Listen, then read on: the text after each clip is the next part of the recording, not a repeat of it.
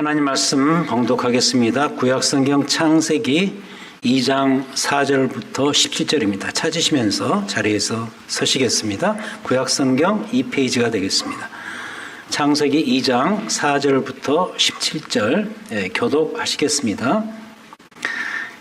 이것이 천지가 창조될 때에 하늘과 땅의 내력이니 여호와 하나님이 땅과 하늘을 만드시던 날에 여호와 하나님이 땅에 비를 내리지 아니하셨고 땅을 갈 사람도 없었으므로 들에는 초목이 아직 없었고 밭에는 채소가 나지 아니하였으며 안개만 땅에서 올라와 온 지면을 적셨더라. 여호와 하나님이 땅의 흙으로 사람을 지으시고 생기를 그 코에 불어 넣으시니 사람이 생명이 된지라. 여호와 하나님이 동방의 에덴에 동산을 창설하시고 그 지으신 사람을 거기 두시니라. 여호와 하나님이 그 땅에서 보기에 아름답고 먹기에 좋은 나무가 나게 하시니 동산 가운데에는 생명나무와 선악을 알게 하는 나무도 있더라. 강이 에덴에서 흘러나와 동산을 적시고 거기서부터 갈라져 네 근원이 되었으니 첫째의 이름은 비손이라. 금이 있는 하윌라 온 땅을 둘렀으며 그 땅의 금은 순금이요 그곳에는 베델리엄과 허마노도 있으며 둘째 강의 이름은 기온이라. 그수 온 땅을 둘렀고 셋째 강의 이름은 히데겔이라. 아수르 동쪽으로 흘렀으며 넷째 강은 유브라데더라. 여호와 하나님이 그 사람을 이끌어 에덴 동산에 두어 그것을 경작하며 지키게 하고 여호와 하나님이 그 사람에게 명하여 이르시되 동산 각종 나무의 열매는 내가 임으로 먹되 선악을 알게 하는 나무의 열매는 먹지 말라. 내가 먹는 날에는 반드시 죽으리라 하시니라. 아멘. 앉으시겠습니다. 지난주에 살핀 창세기 1장 하나님의 6일 창조에 대한 이야기였습니다. 그런 점에서 창세기 1장은 하나님의 그 천지 창조의 요약문입니다. 일종의 서머리죠. 그런데 오늘 우리가 살피게 될 창세기 2장은 그 중에서도 인간 창조에 더 중심을 두고서 그 내용이 시작되고 있습니다. 자, 우리도 그러죠. 예를 들어서 내 집을 정원으로 잘 갖고 놓았습니다. 내 집 정원을 누구한테 방문한 손님에게 소개를 한다고 칩시다. 먼저 정원 전체를 쭉 한번 구경을 시켜주겠죠. 이쪽 코너에는 화초를 심었고 저쪽 코너에는 바위와 물줄기를 중심으로 해서 예쁜 조경 작업을 진행했고, 그리고 다른 한편에는 더운 여름을 피하기 위해서 큰 나무를 심었고 등등, 이런 등등으로 정원을 소개를 일단 해줄 것입니다. 그리고 그 다음으로는 그중 하나를 선발해서 더 집중을 할 수도 있겠죠. 그러니까 정원을 가꿨는데 그 정원을 대표할 만한 가장 멋진 화초밭으로 손님을 안내해서 그 중에서도 가장 자랑스럽게 내놓을 만한 이 꽃들, 예를 들어서 장미꽃을 정성스럽게 잘 가꿨다면 장미꽃, 아니면 그 시즌에 맞는 어떤 꽃, 그 꽃의 세계로 초대해서 거기에 대해서 더 집중적으로 설명을 할 수가 있겠죠. 바로 이런 식으로 창세기 1장은 정원 전체를 살핀 것이라고 한다면 2장은 인간에게 더 집중을 합니다. 그럼 왜 그럴까? 왜 창세기 1장과 2장은 이런 식으로 구별해서 이 내용을 설명할까? 그 이유는 지난주에 말씀드린 것처럼 인간 창조가 하나님의 창조의 클라이막스고 꽃이었기 때문입니다. 자, 하지만 오늘은 인간보다는 그들이 거주했던 에덴이라는 장소에 더 집중을 해서 살펴보도록 하죠. 자, 왜냐하면 그 이유가 있겠죠. 에덴이 가지고 있는 의미, 그러니까 에덴 동산을 창설하시고 거기에 인간을 두셨는데 그 에덴 동산이 가지고 있는 의미가 비록 짧은 분량으로 이 에덴 동산이 소개되긴 합니다만 성경 역사 전체를 놓고 볼 때 대단한 의미를 가지고 있는 것이기 때문입니다. 그럼 에덴 동산이 어떤 대단한 의미를 가졌을까? 다음 두 가지 차원에서 그렇다는 것을 설명드리겠습니다. 자, 먼저 첫 번째로 에덴 동산의 대표적인 의미는 꼭 기억하셔야 됩니다. 에덴은 화면에 타이틀로 나오죠. 하나님 생명의 근원지였기 때문입니다. 대표적인 의미가 하나님 생명의 근원지로서의 에덴. 이걸 말해주는 첫 번째 증거가 오늘 이 본문에 나오는데, 그것은 뭐냐? 9절에 나옵니다. 9절. 여호와 하나님이 그 땅에서 보기에 아름답고 먹기에 좋은 나무가 나게 하시니 동산 가운데에는 생명나무와 선악을 알게 하는 나무도 있더라. 그러니까 이 에덴이 하나님 생명의 근원지라는 사실을 알려주는 첫 번째 대표적인 증거는 에덴 동산에 있었던 두 개의 특별한 나무였다라는 뜻이죠. 다시 말해서 이 두 나무의 존재 이유가 인간을 포함해서 지상의 모든 생명이 하나님으로부터 왔음을 알려주기 위함이었던 것이죠. 지난주에도 말씀을 드렸어요. 이 세상에는요, 이 세상에 존재하는 것, 그 어떤 것도 자기 스스로가 존재할 수 없습니다. 아예 존재 자체가 불가능합니다. 누군가가 외부에서 거기에다가 생명을 불어넣어주고 그래서 그것이 계속 움직일 수 있도록 힘과 에너지를 공급을 해줘야만 그가 존재하고 활동한다는 것이죠. 생물은 말할 것도 없고 심지어는 생물이 아닌 무생물. 예를 들어서 지난주도 말씀드린 이 마이크 같은 경우도 이게 활동을 하려면 외부에서 스위치를 눌러주고 에너지를 넣어주고 힘을 넣어줘야지 이게 움직인다는 것이죠. 그럼 보세요. 가장 대표적인 창조물인 인간은 어떠한가? 인간의 생명은 어떠한가? 누군가가 말했듯이 스스로 지 알아서 저절로 생명을 얻었을까요? 그렇지 않습니다. 분명히 해 두셔야 되는데 인간은요, 하나님의 생명이 없이는 존재할 수 없습니다. 10절에서 말합니다. 여호와 하나님이 땅의 흙으로 사람을 지으시고 생기를 그 코에 넣어주시니 사람이 뭐가 되었다? 생명이 되었다. 흙을 재료 삼아서 아무리 특별하게, 아무리 멋지게 빚어 놓으셨어도 거기에다가 하나님 자신의 숨결이 들어가지 않으면 인간은 존재할 수도 없고 살아갈 수도 없다는 거죠. 이 사실을 기억하시고 출발하셔야 됩니다. 그럼 보세요. 다시 돌아가서 이 두 나무의 존재 이유는 뭔가? 한마디로 이 사실을 잘 알고 지내거라. 이 사실을 꼭 의식하면서 에덴 동산에서 살아가거라. 이 사실이 뭐죠? 하나님이 자신의 생명을 불어 넣어줘야만 인간은 물론이고 모든 생명이 실제로 존재하고 활동할 수 있다는 이 사실을 기억하고 이 에덴 동산에서 살아가거라. 이것 때문이었습니다. 다시 말해서 이 두 나무가 다 하나님의 생명이 인간과 이 에덴에 속한 모든 것들, 더 나아가 세상에 존재하는 그 모든 존재들까지도 그들을 있게도 하고 그들을 없게도 할 수 있는 유일한 근원임을 알려주는 일종의 표호, 사인인 것이죠. 이 두 나무가 다. 먼저 생명나무는 어떤 역할로서 그 사실을 알려주는가? 아담과 하와가 보고 느끼는 존재로서의 이 역할. 보고 느끼는 존재로서의 생명나무. 맞죠? 생명나무를 바라보면서 이 생명의 근원은, 이 에덴 동산의 모든 생명의 근원은 하나님께로부터 왔다. 다시 말해서 이 동산의 주인은 하나님이시다. 이 사실을 알려주는 표 역할을 했고, 그 다음 우리에게는 사실 중대한 문제죠. 이 선악을 알게 하는 나무는 아담과 하와가 따먹으면 안 되는 금지의 방식으로서 이러한 표호, 사인의 역할을 감당했다.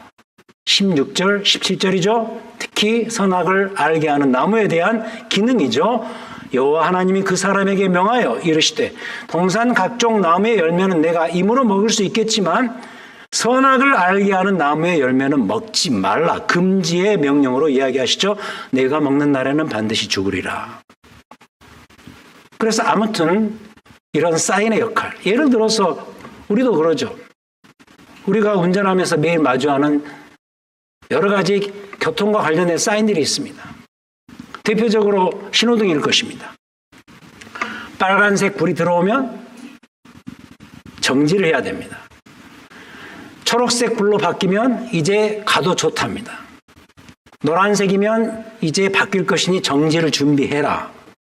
이와 같이 사인은 뭐죠? 약속이고 합의입니다.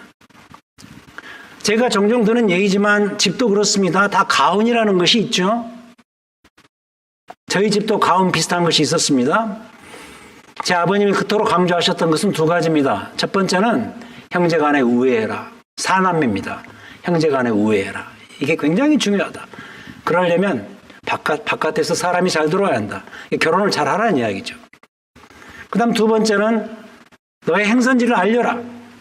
밖에 나가게 되면 뭐 지금처럼 전화기가 있는 시대가 아니었으니까 밖에 나가면 어디를 간다 꼭 말을 하고 나가라. 이런 가르침. 얼마나 제가 귀를 따갑게 들었으면 지금까지도 이 두 가지를 기억을 하고 있을까요? 그러니까 아버지의 가훈은 아버지의 존재를 알립니다. 그 집의 존재를 드러내는 하나의 사인 역할을 합니다. 이러한 가훈이 적힌 액자가 있겠죠. 어떤 집에는 뭐 가화 만사성 이런 거라든지 이런 액자를 바라보면서 자녀들은 뭘 생각할까요? 아버지의 존재를 생각할 것입니다. 맞아. 이 집의 가장은 아버지야. 아버지가 중심이 돼야 돼. 이런 어떤 표의 역할을 한다는 거죠. 생명나무와 선악을 알게 하는 이 두 나무의 역할이 이런 거였습니다. 예를 들자면 아담과 하와가 에덴 동산에서 마음껏 뛰놀며 이렇게 살다가 그러다가 이 두 나무를 바라보면서 이런 생각을 했을 겁니다. 잠시 잊고 있었네. 이 동산의 주인은 하나님이셔. 우리가 주인이 아닌 거지. 하나님께 순종하고 하나님의 뜻에 합해야만 우리가 진정한 이 에덴의 생명을 누릴 수가 있어. 이런 생각을 당연히 했을 것이다. 그것을 알리는 사인, 표의 역할을 하는 것이 이 두 나무였다. 생명나무와 선악을 알게 하는 나무였다. 그래서 에덴이 하나님의 생명의 근원지라는 이 첫 번째 증거는 뭐냐? 바로 이 두 개의 나무다. 그리고 하나님께서 이 동산의 주인이시고 우리 모두의 생명의 근원 되심을 알리는 역할을 했다는 것이죠. 그 이상 그 이하도 아닙니다. 왜 하나님께서 그런 나무를 쓸데없이 만드셔가지고 왜 우리를 이렇게 피곤하게 만드나 이런 생각하지 마시라는 거예요. 다 이유가 있었다는 거예요. 이게 첫 번째 증거고, 자, 두 번째 증거는 뭐냐? 이 에덴이 하나님의 생명의 근원지라는 두 번째 증거는 에덴에서 파론에서 흐르는 네 개의 강입니다. 10절 보시기 바랍니다. 네 개의 강이 소개됩니다. 강이 에덴에서 흘러나와 동산을 적시고 거기서부터 갈라져 네 근원이 되었으니 네 개의 강이 소개됩니다. 첫 번째 강의 이름은 11절 비손, 13절 두 번째 강 기혼, 세 번째 강은 hit데겔, 그리고 네 번째 강이 유브라데입니다. 이 중에서도 우리에게 알려진 강은 두 개의 강입니다. 티그리스 강과 유프라테스 강. hit데겔이 아마도 학자들은 그 어원이 데겔 거기에서 티그리스가 나왔을 것이다 라고 추측을 해서 고대 문명의 발상지였던 티그리스 강을 말한다고 이야기합니다. 그 다음 유브라데 강은 우리가 알고 있는 강이죠. 유프라테스 강이죠. 이 때문에 실제로 에덴이 어디쯤 실제로 위치했을까라는 그런 추적이 가능한 이유입니다. 그러나 이것보다 중요한 것은 뭐냐? 바로 이 부분에 나오는 이런 표현입니다. 10절 전반부에 이렇게 출발하죠. 강이 에덴에서 흘러나와 동산을 적셨다. 무슨 말이죠? 결국 에덴 동산이 이 네 강의 진원지가 되었다. 이건 역시 뭘 말하는가? 이게 중요한데 하나님의 그 에덴적 생명만이 온 세상을 실제로 살리는 유일한 근원임을 알리는 이런 사실인 것이죠. 그럼 보세요. 정리하겠습니다. 이 두 개의 증거가 있습니다. 동산에 두신 두 개의 나무와 에덴에서 흘러나오는 이 물이 온 세상을 적시는 강의 근원이자 젖줄이 된다는 이 사실, 바로 이 사실이 이 에덴이라는 장소가 하나님 생명의 진원지였음을 알게 해준다는 거예요. 그래서 이 말은 달리 말하면 무슨 말인가? 우리 인간들도 더 나아가 온 세상도 그 어느 것 하나도 빼지 않고 온 세상에 존재하는 모든 생물체, 온 세상에 존재하는 모든 자연, 이 모든 것들이 하나님의 이 생명이 없이는 단 한순간도 살 수 없음을 증명해 준다는 거예요. 그래서 우리는 에덴의 이러한 특성, 하나님 생명의 젖줄이 바로 이 에덴이다. 이 특성들을 바라보면서 이 사실을 반드시 깨달아야 됩니다. 어떤 거죠? 맞아. 우리는 하나님의 생명의 공급이 없이는 단 한순간도 살 수가 없어. 이 사실을 알아야 된다는 거예요. 그러한 점에서 누가 되었든 우리가 하나님과는 무관하게 하나님의 생명의 공급이 없이도 나 스스로 혼자서 독립적으로 살겠노라고 선언하는 것만큼 무지한 일이 없다는 거죠. 그럼 이제 그 다음 문제로 넘어가는데, 이 다음 3장에서 나오는 그 아담과 하와의 타락의 사건, 여기에 대해서는 따로 다루지는 않겠습니다. 너무 유명한 이야기니까. 그들이 선악을 알게 하는 나무 열매를 따먹고 타락한 이야기, 그건 그냥 건너뛰도록 하고, 그러나 아마 다음 주에 여기에 대해서 잠깐 터치하고 넘어는 갈 겁니다. 그러나 오늘 이 지점에서 반드시 아셔야 될 것이 하나 있는데, 그것은 뭐냐면 아담과 하와 타락의 의미입니다. 그 사건 자체보다는 그 사건이 주는 의미가 중요한데, 그게 뭔가? 그 아담과 하와의 타락, 다시 말해서 선악을 알게 하는 금지된 열매를 따먹은 그 사건으로 인해서 드러난 그 의미를 압축해서 저는 그들의 타락을, 다시 말해서 선악과를 따먹은 그 사건을 이렇게 표현하곤 하는데, 그게 뭐냐면 타이틀입니다. 인디펜던스 데이.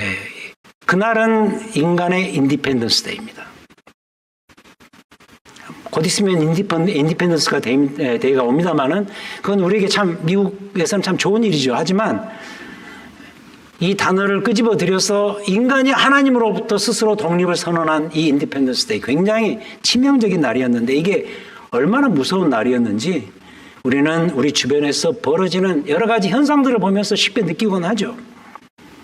그냥 예를 드는 겁니다. 여러분, 만약 여러분들의 자녀들, 지금 그런 수준의 그 아이들을 키우고 계시는 분들이 안에 계시는데, 아니면 뭐 손자들, 예를 들어서 아이가 한 3살쯤 되었을 때 이 부모 그늘이 싫다 그러면서 독립을 하겠다고 나서면 좋겠어요?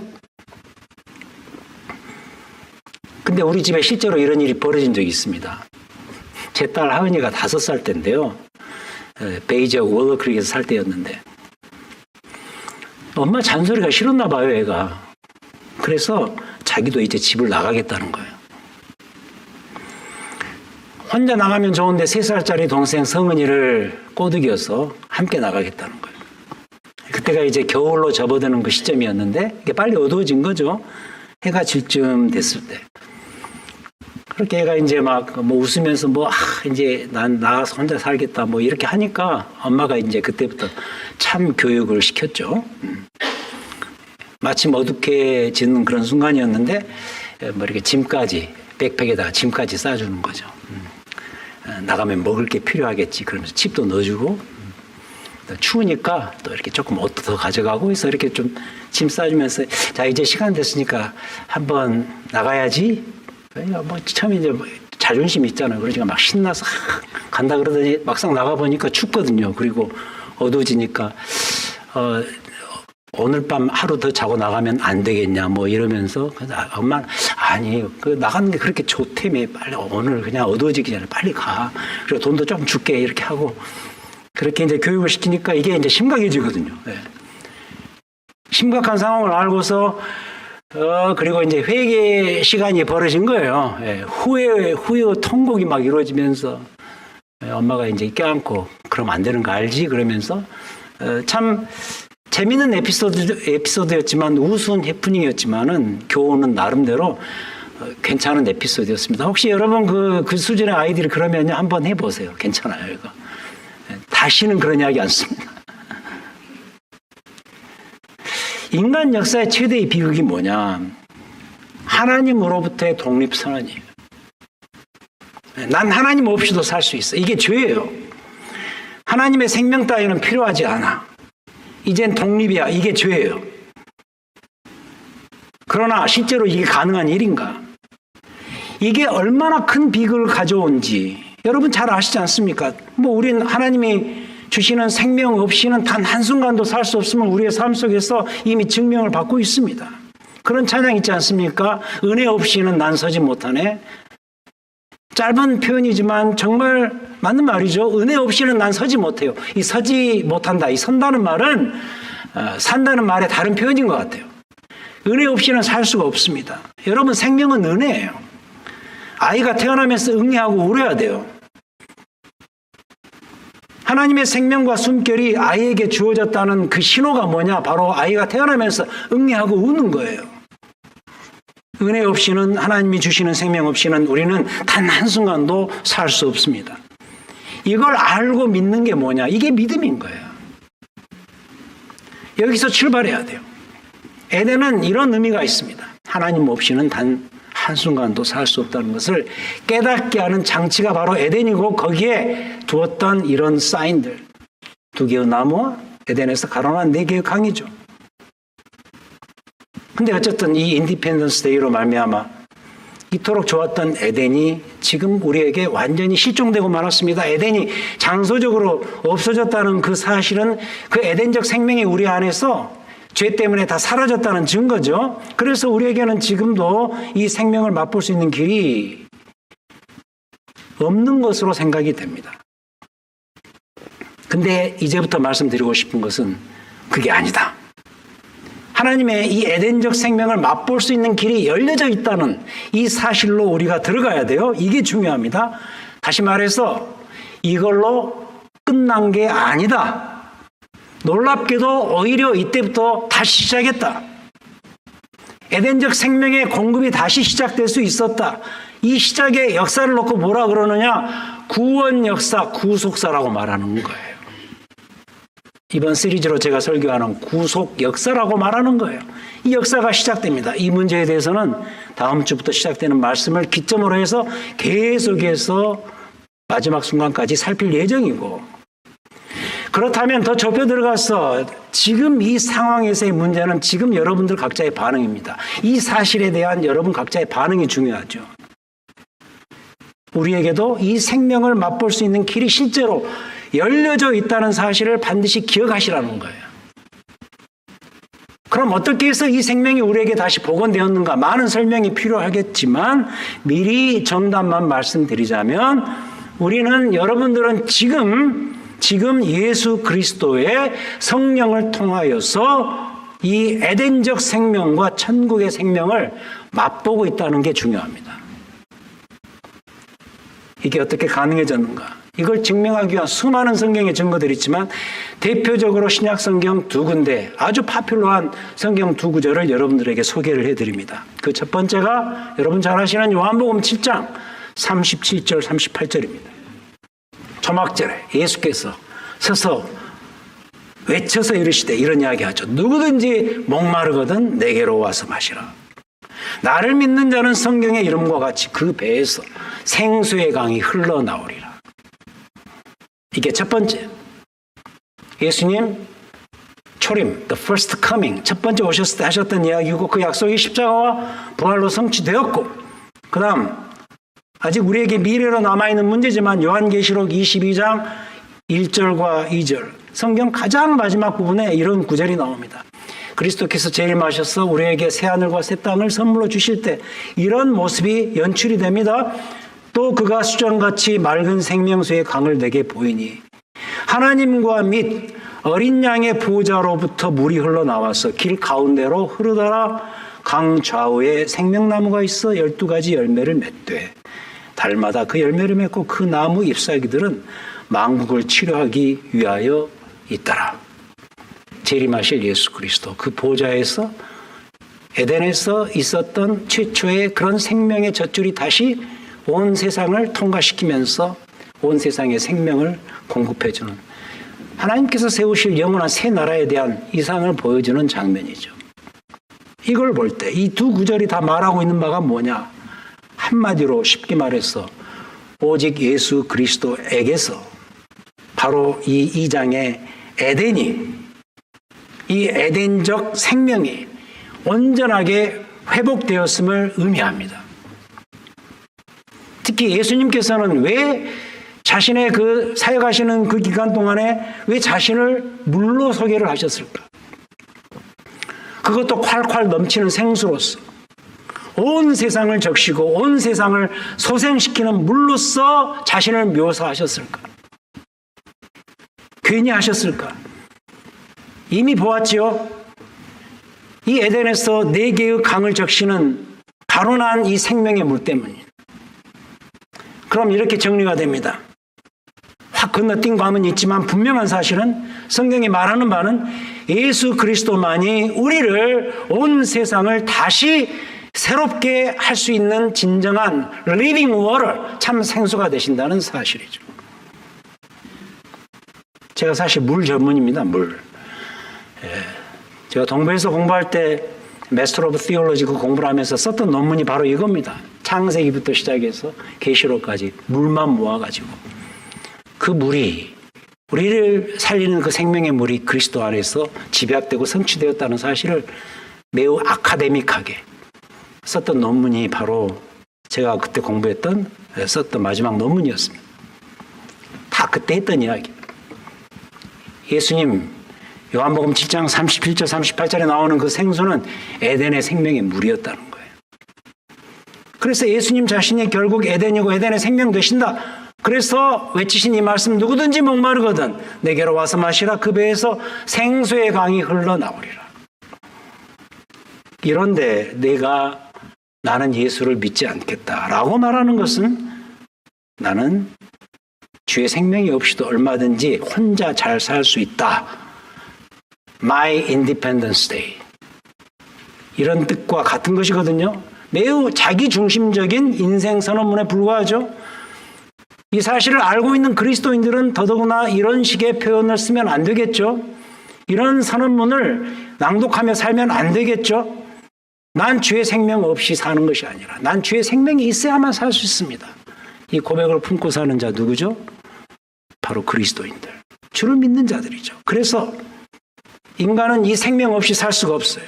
결코 불가능해요. 그냥 못 모르고 없이도 살 수 있다고 선언하며 사는 이 세상에 또 다른 종류의 사람들이 있는데 이 사실을 모르고 사는 불신자들이겠죠. 여러분, 그래서 이 사실을 알려야 되는 거죠. 당신은 주의 생명 없이는 살 수 없습니다. 이 사실을 알리는 것이 바로 전도고 선교인 거예요. 우리도 살아봐서 알지만 이것만큼 어려운 일이 없습니다. 우리는 주의 생명 없이는 살 수 없습니다. 지금은 작고하신 PCA의 그 리디머 처치 목회하셨던 팀 켈러 목사님이 쓰신 여러 책 가운데 왕의 십자가라는 책에 이런 문장이 나옵니다. 크리스티나 켈리라는 분의 글인데요. 이 크리스티나 켈리라는 분이 직업이 뭐냐면 이런 잡지 있죠? 여성 잡지 LA Girl, YM 또는 Jane, 세시 이런 잡지. 제가 보니까 다 모르겠지만 LA Girl은 제가 한번 본 것 같아요. 어디 부스에 이렇게 붙여 있는 그거 제가 본 것 같은데 이런 여성 잡지의 이 편집자로서 이름을 알리는 굉장한 문필가입니다. 근데 이 여인이 후에 다음과 같은 고백적인 글을 하나 발표를 했는데 인용된 내용을 그대로 한번 제가 읽어보겠습니다. 공감이 가는 부분이 많습니다. 왜 우리는 유명인들에게 열광하는가? 내 생각은 이렇다. 인간은 누구나 열등감을 갖고 살아간다. 그래서 우리는 유명인들을 숭배하고 그들처럼 보이려고 애쓴다.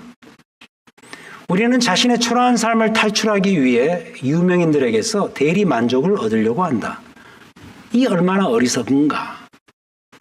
완벽한 화장과 성형수술, 지방 흡입술로 만들어진 스타들 앞에서 절대적 자존감이 없는 사람들은 말할 수 없는 열등감만 더 느낄 뿐이다. 열등감으로 인해 스타들을 숭배하지만 이 부분입니다. 그래봐야 열등감만 더 심해질 뿐이다. 우리가 스타들을 만들면 이 부분, 스타들은 우리를 더 초라하게 만든다. 나는 편집자로서 이 모든 과정에 참여하고 있다. 그래서 하루 일과가 끝나면 나 자신이 그렇게 초라하게 느껴질 수가 없다. 구구절절 맞지 않습니까? 얼마나 많은 셀럽들, 유명인들을 대했겠습니까? 인터뷰도 하고 거기에 대한 글도 쓰고 멋지게 잡지에 사진 찍어서 글을 내는 이런 일들 하면서 결국 알고 보니 나는 그들 앞에 서면 더 초라해진다. 어쩌면 우리가 지금 다들 이러고 있지 않나 싶어요. 우리는 내 초라함을 탈출하고 싶어요. 내 인생은 왜 이토록 구질구질한가? 왜 하는 것마다 안 되는가? 그래서 여러 가지 대리 만족의 먹잇감을 찾아 나서고 있지만 그게 어디 마음대로 되든가? 오히려 더 초라해지는 내 모습을 보지 않는가? 부를 통해서, 자식을 통해서, 지식과 심지어는 교회와 종교 이런 것들을 통해서 이런 것들을 찾아 나서지만 안 된다는 거예요. 하나님의 생명 없는 만족은 없다는 거예요. 하나님의 생명만이 여러분들을 살린다는 거예요. 그런데 그걸 우리에게 주시겠대요. 누구든지 목마르거든 내게로 와서 마시라. 그 배에서 생수의 강이 흘러넘치리라. 우리의 삶의 목적을 다시 한번 발견할 수 있어요. 오늘 이 말씀을 통해서 우리의 삶의 기쁨이 어디에 있는가? 우리는 뭔가 만족과 기쁨을 위해서 열심히 살아갑니다. 그것을 추구하기 위해서 수많은 일들을 벌립니다. 이곳에 있습니다. 우리 주님이 주신 생명을 부여받고서 그 생명성이 가져다주는 은혜에 의존할 때에만, 이 단어가 중요해요. 의존할 때에만 내 삶의 기쁨이 찾아온다. Depending on God's divine life. 그 하나님의 신적 생명에 우리가 의존할 때에만 삶의 목표와 이유와 만족을 경험할 수 있다. 반대로 independent. 하나님으로부터 독립을 선언하고 의존하지 않을 때는 삶의 영원한 기쁨, 꿈도 꾸지 말라는 거죠. 속지 말자고요. 세상의 그 어떤 것도 여러분들에게 진실한 행복을 가져다 주지 못합니다. 이 세상의 그 어떤 것도 여러분의 삶의 진정한 기쁨과 만족을 선사하지 못합니다. 오직 주의 은혜와 사랑뿐이고 아들 그리스도를 통해서 주시는 하나님의 이러한 회복된 에덴적 생명만이 우리를 살리고 우리의 삶의 진정한 기쁨과 만족을 선사한다는 사실이죠. 이를 믿고 살아가셔야 돼요. 그럴 때 여러분들의 삶에 진정한 행복과 기쁨과 만족, 그 근원이 여러분들에게 찾아들 줄 믿습니다. 기도하시겠습니다. 하나님, 맞습니다. 그리고 믿습니다. 이 세상의 그 어떤 것도 우리에게 만족을 주지 못합니다. 삶의 필요는 제공할지 모르겠지만 그것이 우리의 삶의 목적이 될 수가 없습니다. 우리의 진정한 삶의 만족은 예수 그리스도를 통해서 완성하신 회복시켜 주신 이 에덴적 생명만이 우리를 살릴 수 있고 우리에게 만족을 주실 수 있습니다. 주 안에서 만족하며 성령의 공급을 받고 은혜가 넘치며 주의 은혜와 영광에 의존하며 살아갈 수 있는 우리의 남아있는 실제적인 삶이 될 수 있도록 역사하여 주시옵소서. 내게 속한 모든 것들, 가정의 문제, 자녀의 문제, 경제적인 문제, 또 심리적인 문제, 그 어떤 것도 우리 주와 더불어서 해결해 나가고 찾아가는 우리의 남아있는 생애 될 수 있도록 역사하여 주시옵소서. 예수 그리스도의 이름으로 기도하였습니다. 아멘.